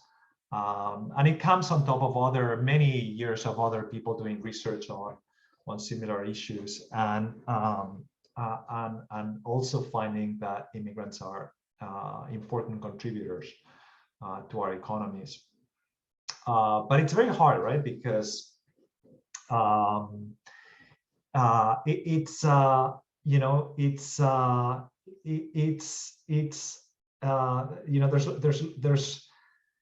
there's lots of passions and there's lots of other things that get in the way. And so what I can try to do is, bring facts to life as best I can. And so I thank you for offering us this platform and offering me this platform to send this message. What I can do is publish this work and talk to policymakers about our findings. In my experience, it takes a long time for academic research to reach and to become more general public perception. Days like this where we celebrate immigrants and we talk about entrepreneurs and entrepreneurship, and we have these wonderful examples of immigrant entrepreneurs. That's helpful, right? But changing these types of conversations, as you know, probably better than I do, is very, very hard, and it takes a lot of time. I mean, to just continue on the same lines, we have a question I see from one of our students at BAU, who's asking if perhaps you could, or maybe you can do this later in writing, but if you could point out some sources. Obviously, your slides are illustrative of exactly the points you are making and supporting with data. But are there other publicly available, easily available public information, resources, websites, organizations that work along these lines to debunk these myths about the bad immigrants that could perhaps the people can access to and point to in any future debate or conversation when the usual myths come along and say, no, sorry, let me stop you here. Just look at this and you will see that your point has no factual basis. Maybe you can think of something that, I'm sure there are probably hundreds, I don't know, but something that is accessible to the general public that maybe you can provide in writing to the question. For sure. And I'm happy to do that. I'll say something that I think it's important to say. By the way, I'll say very quickly, you can go to the Census Bureau website. You can do web searches, and some of this data will pop up. The Small Business Administration has nice data, of course. The Census Bureau, there's organizations in California that are very active. There's university centers, but I'll say, I'm most familiar with,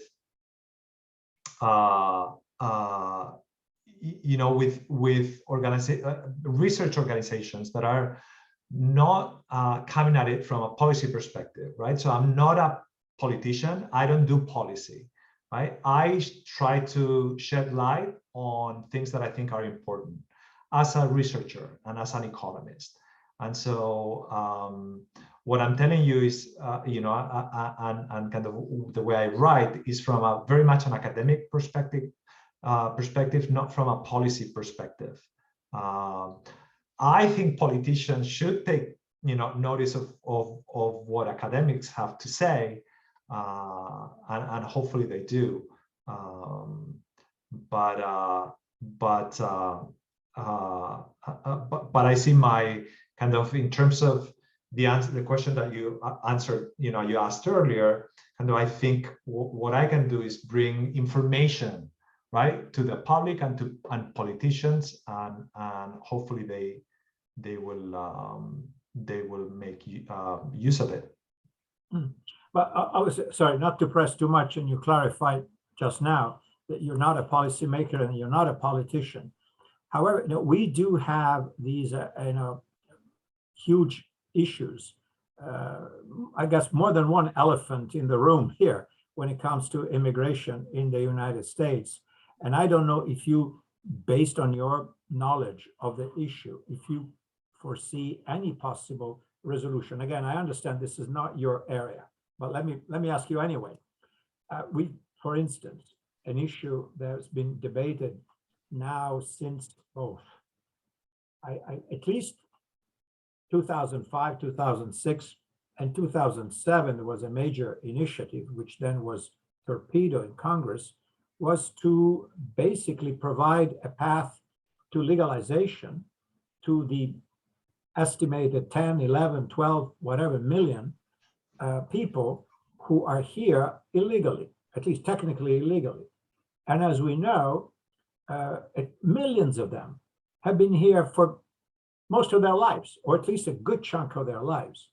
And it is abominable, in my opinion, that in a civilized country like America, we have now figured out a way to regularize these people, do whatever is necessary, make them pay whatever the path could be, but that there should be a clear, unencumbered path to legalization. And yet, to the best of my recollection, 2007 was the last year in which something was cooking on the legislative side in Congress. And there was a very broad bipartisan agreement, ranging from Senator Ted Kennedy, liberal, to Senator McCain, to then President Bush. And they all agreed that something needed to be done. And there was some real momentum. And then, of course, when the debate shifted to the House of Representatives, the Republicans there, dominated mostly by anti-immigrant sentiments. Oh, that's amnesty. No. We're going to reward bad behavior. None of this. And that basically killed the legislative proposals. And to my knowledge, that's pretty much it. So that's one issue. Then we had the dreamers, right? The people who came to the United States as children. That's been long debated, etc. And President Obama tried to do something about it, and that's still in limbo. I mean, these are at least two major issues that I think are important because, again, given the value of immigrants to America. It is unconscionable. It is disgraceful that millions and millions of people have to live in the shade because of their non-legal status in this country. Do you see any proverbial, I know this, again, I repeat it, I apologize because I know that's not your field, but based on what you know about this complicated subject, do you see any light at the end of the tunnel, or are we destined to continue to kick the proverbial can down the road and do nothing about it?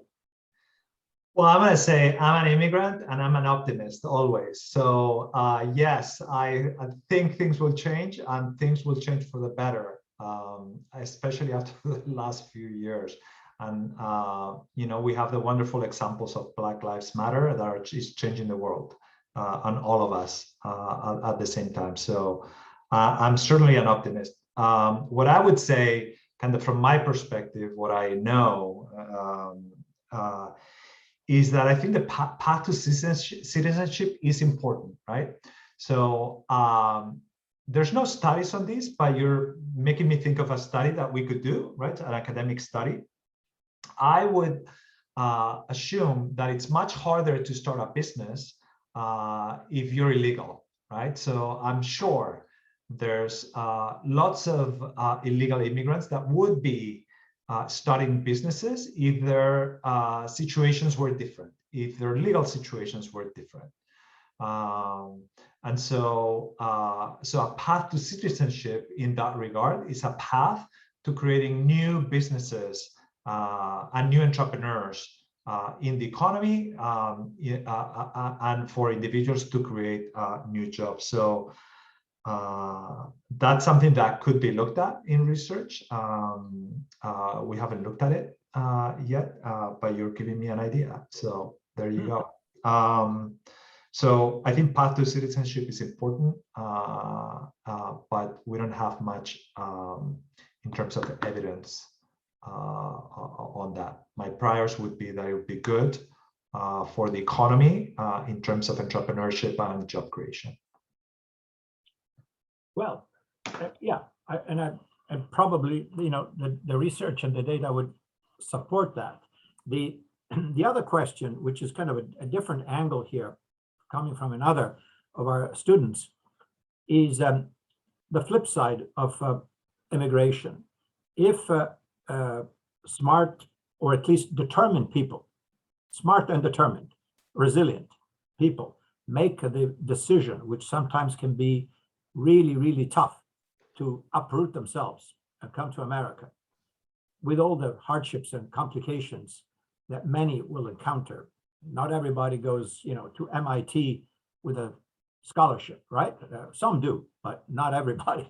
A minority will. So, what's the impact, do you think, on the countries they leave behind?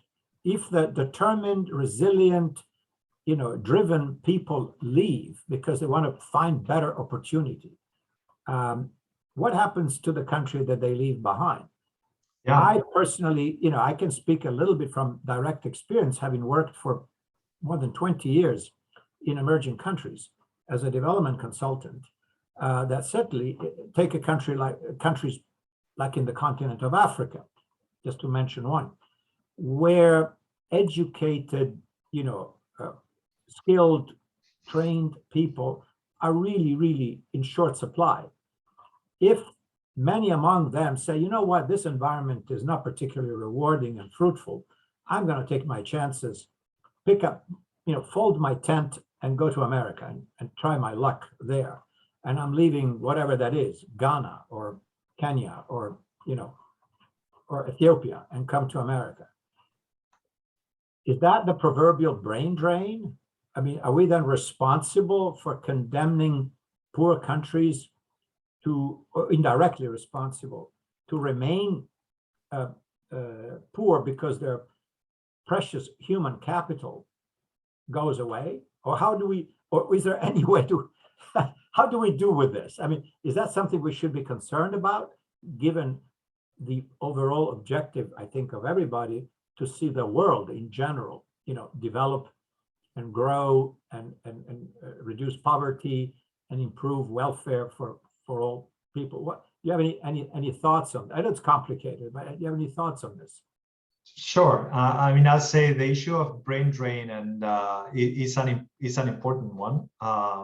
And indeed, there's many governments and countries around the world that try to attract their former citizens back to their countries in one form or another, right? So that they can contribute to their economies.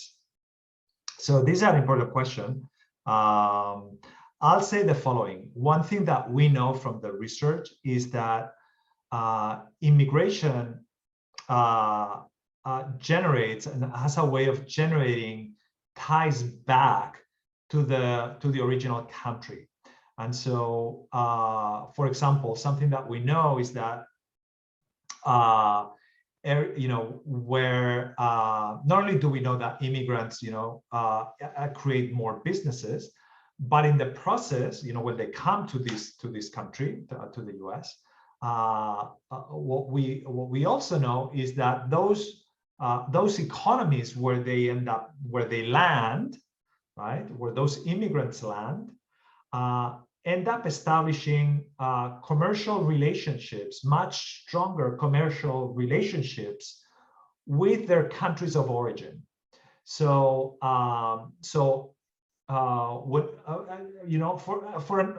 and you can imagine many reasons, right? That from the basic one, oftentimes we talk about immigrants sending resources back to their home countries. You mean remittances? Yeah. Remittances, right? Yes. But also, companies here get to know and to establish business relationships with the economies in those other and with businesses in those other countries. So that we know, immigrants create flows between their new country and the original country. So it's not a zero, right? It's not fully a zero-sum game, right? But it is true that if economies that are struggling and they're losing talent, they are losing talent, right? So. But like I say, I think there's gains. There's gains from both, that go both ways. As an anecdotal kind of personal note, I lived in the U.S. for many years, 30 years, and I went back to to Spain quite often. And I know of many entrepreneurs. And immigrant entrepreneurs and individuals that go back to their countries often and try to contribute often, when they go back to their home countries. We heard earlier Julia talk about polywork, and entrepreneurs are people that like to do many different things, and I don't think they forget their roots either. Okay. Well, that sheds, I guess, a different light on this. It's not a zero-sum game. If a good person leaves, it's a net loss. But there's kind of a loop. What you're describing is a loop, a web of relationships that are built here by the new immigrants, but that very often may lead back to the country of origin in establishing business relationships and what have you, which can be nurturing and provide opportunities indirectly or directly over there. I know there are other questions maybe and other queries from other students, but we are unfortunately reaching the end of our time. And so, in the time remaining, I really want to thank you, Javier. This is excellent. I mean, and as I said, I as somebody involved somehow in scholarship, I can say I really welcome and bless, people like you, scholars like you, who are looking at facts as opposed to creating theories on opinions and anecdotal evidence, which is very often misleading or completely wrong. So I think maybe I am biased too as an immigrant. so that makes the two of us and many more attending this event today. And so as we celebrate the role of immigrants in entrepreneurship here in the United States, I hope that this event will be just one of many in which we will be able to contribute in whichever way we can to fact-based, analysis and discussions. So with that, I would like to thank everybody, starting with our good friend and colleague Ateba. Thank you so much, Ateba, for being the driving force behind this event. I thank the other distinguished guest speakers who, described their experiences in the first hour of this event, and of course, last but not least, my good friend and colleague Janeesa Karatas, who has been shepherding the event itself and the organization and the conduct of today's seminar. And I should remind everybody that today is Janeesa's birthday. So I think it's important that she be honored in this context as well. So with that, ladies and gentlemen, we really reached the end of our time. I thank all of you, and hopefully we'll do this again. Many thanks. Thank you. Thank you for your birthday wishes. Happy birthday, Denise. And thank you, Javier, for coming on and that wonderful presentation. And I'm glad that some other research was stirred up in you. I mean, you're just amazing, like all your data and findings. And thank you for bringing that to this platform. We so appreciate you and we honor the work that you're doing. Wonderful. Pleasure. Thank you, Ateba. You're welcome.